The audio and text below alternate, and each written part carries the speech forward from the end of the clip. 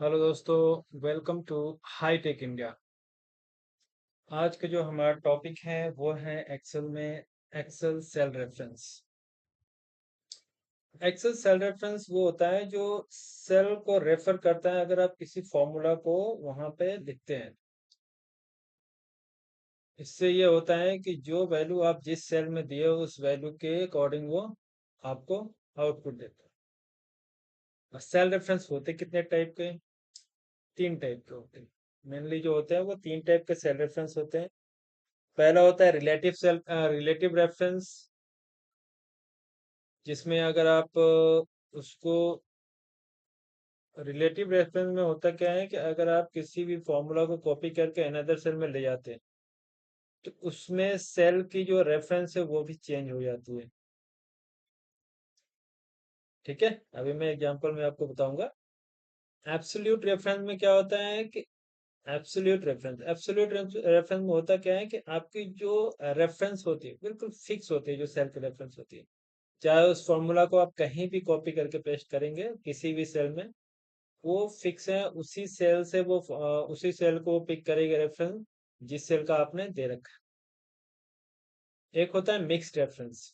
Mixed reference में होता क्या है कि आप इसमें रो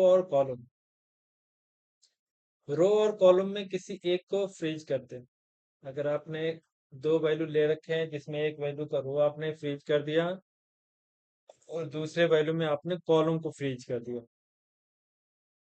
तो जैसे आप अगर जिसको आपने फ्रीज कर रखा है वो तो आपका फिक्स है। जो फ्रीज नहीं है वो आपका वेरी करेगा।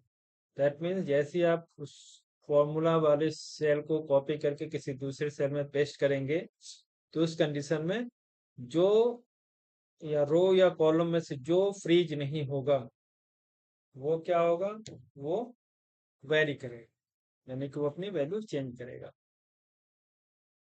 एग्जाम्पल में देखते हैं, यहाँ पे आप चेक देख सकते हैं जो मैंने ले रखा है। रिलेटिव रेफरेंस में नॉर्मली जो है हम केवल सेल का नाम देते हैं। एब्सोल्यूट रेफरेंस में इसमें रो और कॉलम दोनों फ्रीज होते हैं। फ्रीज करने के लिए हम क्या यूज करते हैं? Dollar sign.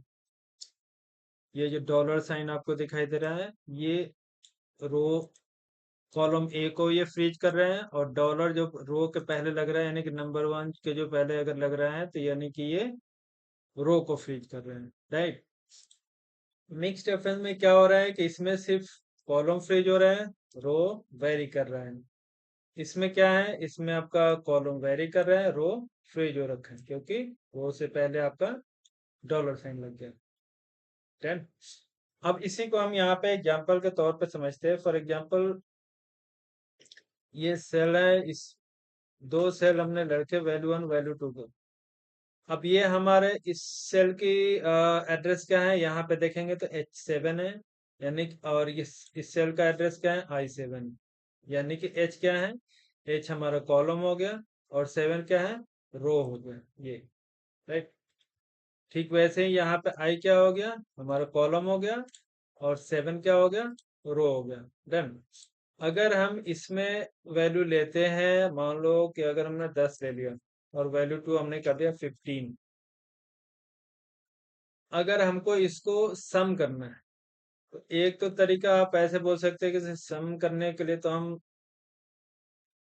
इक्वल का साइन लगाएंगे। सबसे पहले एक चीज मैं आपको बता दूं, कोई भी फॉर्मूला लिखने से पहले जब भी आप किसी भी फॉर्मूला को अगर राइट डाउन करते हैं इन एक्सेल, तो उसके लिए आपको सबसे पहले इक्वल साइन लगाना जरूरी होता है। जब आप इक्वल साइन लगाते हैं तो उसके साथ ही आपका फॉर्मूला स्टार्ट होता है, इक्वल साइन के साथ ही। अगर मुझे इसको सम करना है तो अगर इन दो वैल्यू को सम करना है तो वैल्यू को सम करने का मतलब हो गया, अगर मैं 10 प्लस 15 लिखता हूँ, क्या ये काम करेगा? बिल्कुल करेगा, क्योंकि ये क्या कर रहा है? दोनों को सम कर रहा है। लेकिन इसमें कमी है कि अगर हम इसको यहाँ पे कोई वैल्यू हमारे पास यहाँ पे चेंज करते हैं तो इसकी वैल्यू क्या होगी? ये डायनेमिक नहीं, स्टैटिक होगी, कि हमने मैनुअली एंटर करा वैल्यूज और उसकी वो हमें आउटपुट दे रहे हैं। लेकिन अगर जैसे हम उसकी वैल्यू जो हमारे पास यहाँ पे 20 करते हैं और यहाँ पे 10 कर देते हैं तो यहाँ पे हमारा 30 होना चाहिए, बट यहाँ पे वो नहीं हो रहा, किसी भी सेल का अगर हम 40 यहाँ पे कर दें तो कोई भी वैल्यू चेंज नहीं हो रहा है। क्यों? क्योंकि इसमें हमने इस सेल का और इन सेल का दोनों का कोई रेफरेंस दिया ही नहीं इस फॉर्मूला के लिए। तो उसके लिए क्या करेंगे, पहले हम रिलेटिव रेफरेंस का देखते हैं एग्जांपल। रिलेटिव रेफरेंस में हम सिंपल से इक्वल साइन देंगे।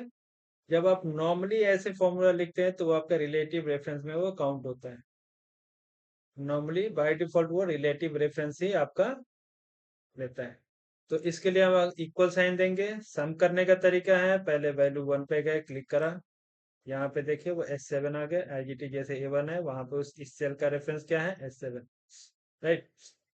प्लस हमने दिया, फिर हमारे वैल्यू 2 है, यहाँ पे हमने क्या करा, वैल्यू 2 को प्रेस कर, जैसे हमारा I7 हो गया, I7 हमने कर दिया, तो क्या हो गया, ये दो वैल्यू हमने रेफरेंस के थ्रू इन दोनों सेल का रेफरेंस हमने यहाँ पे सम कर दिया। यानी कि जो H7 में वैल्यू है और जो I7 में वैल्यू है, उन दोनों को हमने क्या करा, प्लस कर दिया, और जैसे हमने एंटर करा रिजल्ट आपका सेम है। अब ये क्या हो गया, डायनेमिक हो गया। डायनेमिक इन द सेंस कि जैसे हम इस सेल का रेफरेंस सेल की वैल्यू चेंज करेंगे तो वो क्या होगा, यहाँ पे जो वैल्यू है वो ऑटोमेटिक चेंज होगी। अगर हम इसको 10 करते हैं तो हमारा टोटल वैल्यू कितना होना चाहिए, 20, यहाँ पे 20 आ रहा है, राइट। तो ये क्या होगा, ये हमारा अभी जो हमने इसको सम करा है वो है एब्सोल्यूट रेफरेंस। इसकी एक डिसएडवांटेज है।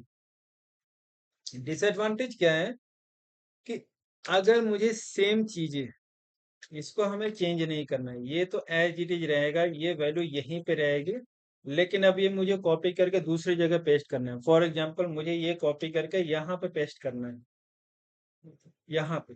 अगर मैंने यहाँ पे करा तो यहाँ पे क्या हो गया, कंट्रोल से कंट्रोल वी से इसकी वैल्यू क्या हो गई, चेंज हो गई।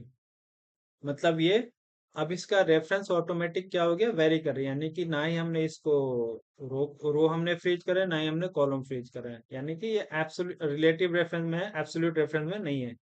तो क्या है, ये वेरी कर रहे हैं, दोनों रो और कॉलम दोनों वेरी कर रहे हैं। एग्जाम्पल के लिए अगर आपको समझ में नहीं आ रहा है तो आप सिंपल से क्या कर सकते हैं कि यहाँ पे जहाँ पे आपका ये वैल्यू, जहाँ पे आपने वो कॉपी करके पेस्ट रखा हो, यहाँ पे फॉर्मूला बार में देखेंगे तो आपको वेरी नजर आएगा। यहाँ पे देखेंगे तो आपके फॉर्मूला पे क्या शो कर रहे हैं, S7 plus I7, that means ये वैल्यू। और जैसे ही आप यहाँ पे आते हैं और यहाँ पे जैसे ही आप क्लिक करते हैं तो फिर क्या होगा, H8 और I8, यानी कि अगर आप नीचे कॉलम वाइज नीचे जाएंगे तो कॉलम उसका क्या हो रहा है, चेंज हो रहा है, राइट। वही अगर हम इसको रो वाइज अगर हम चेंज करते हैं, अगर हमने इसको जो पे यहाँ पे हमने कर दिया तो रो भी इसका चेंज होगा। अब देखो L7 हो गया, कॉलम भी चेंज हो रहे हैं, तो क्या हो गया, ये L7 हो गया और ये M7 हो गया, ठीक है। यहाँ पे क्या चेंज हो रहा था, यहाँ पे हमारा रो चेंज हो रहा था, 7 से क्या हो गया, 8 पे आ गया, राइट। देखेंगे तो यहाँ पे हमारा क्या है, कॉलम चेंज हो रहा है। क्यों? क्योंकि हमारा ये जो हमारा रेफरेंस है वो है S7 और I7 से क्या होगा, यहाँ पे हमारा ये हो गया L7 और M7, यानी कि इसमें दोनों वैल्यू क्या हो रही है, चेंज हो रही है। कॉलम की भी वैल्यू चेंज हो रही है, रेफरेंस वैल्यू चेंज हो रही है, और रो की भी रेफरेंस वैल्यू चेंज हो रही है। तो ये हो गया relative reference.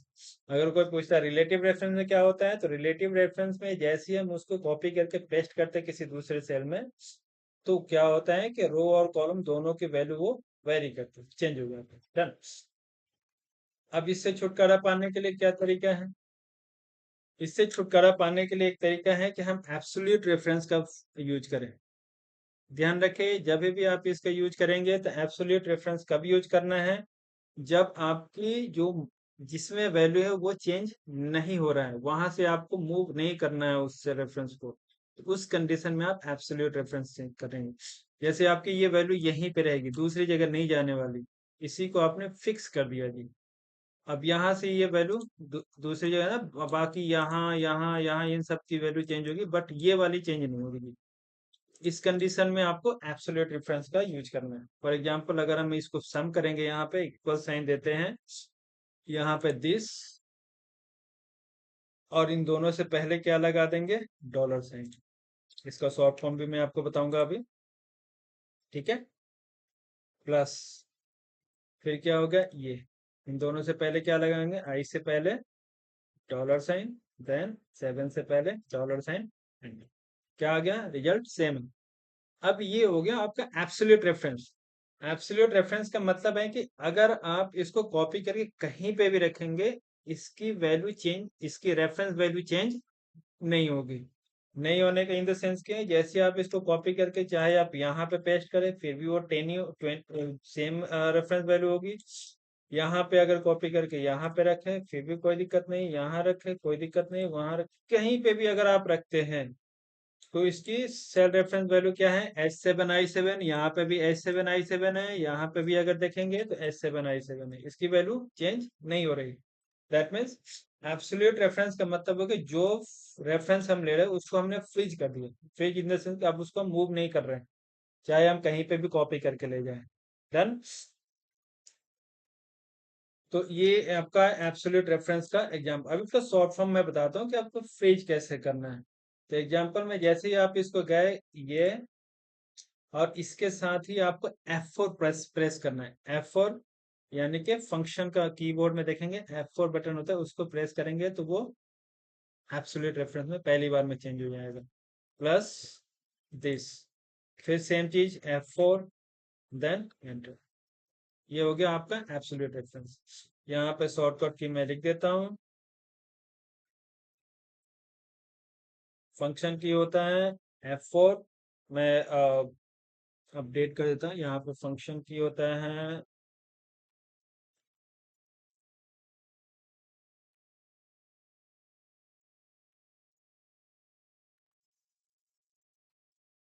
F4। Done. F4 की हम यूज करते हैं किस चीज के लिए, सेल रेफरेंस को एब्सोल्यूट करने के लिए। डन। अब एक आता है मिक्स रेफरेंस।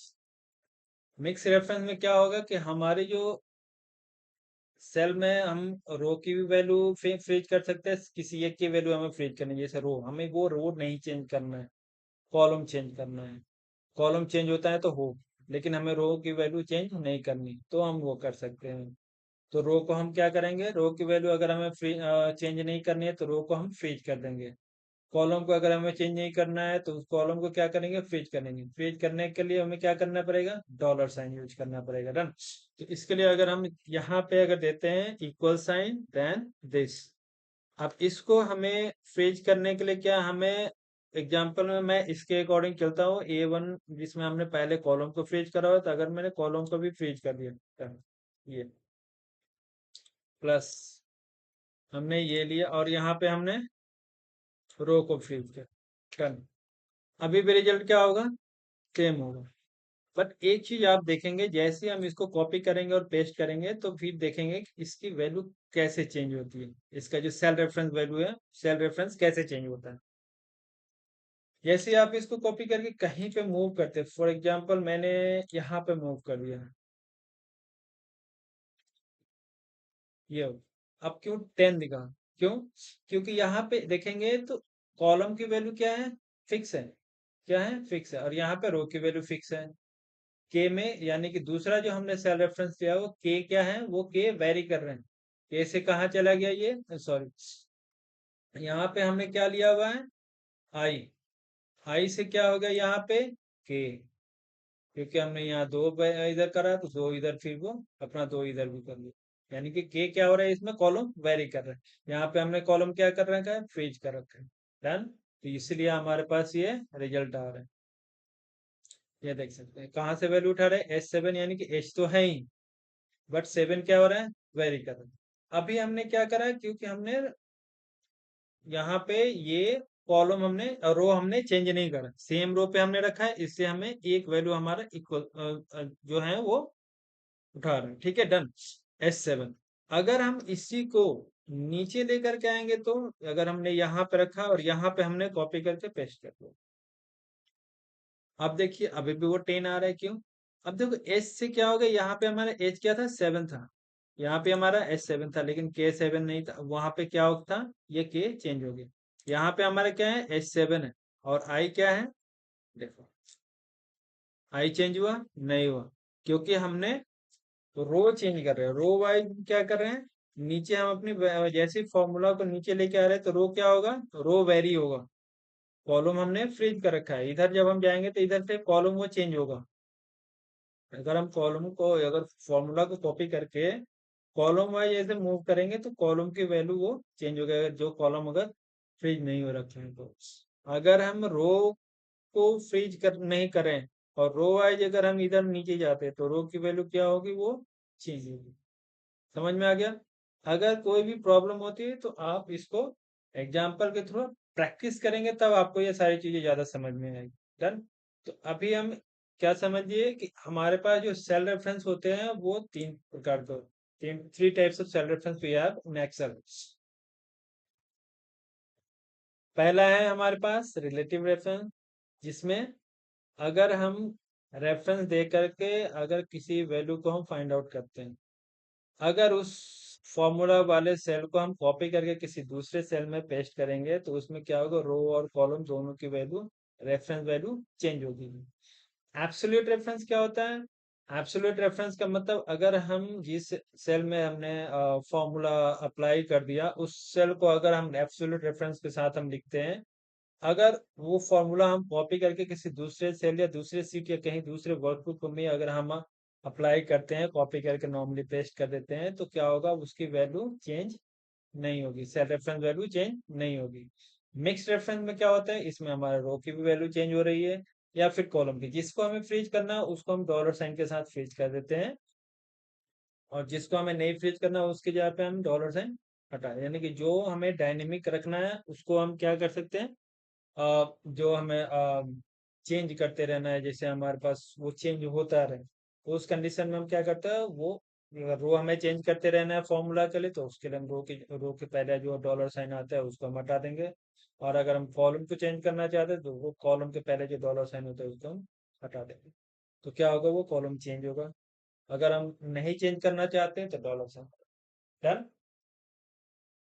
होप आपको समझ में आया होगा। अगर नहीं समझ में आया तो पहले आपको ये प्रैक्टिस करने की जरूरत है, फिर आपको समझ में आएगा। मेन प्रैक्टिस है, प्रैक्टिस कीजिए और इसको डन।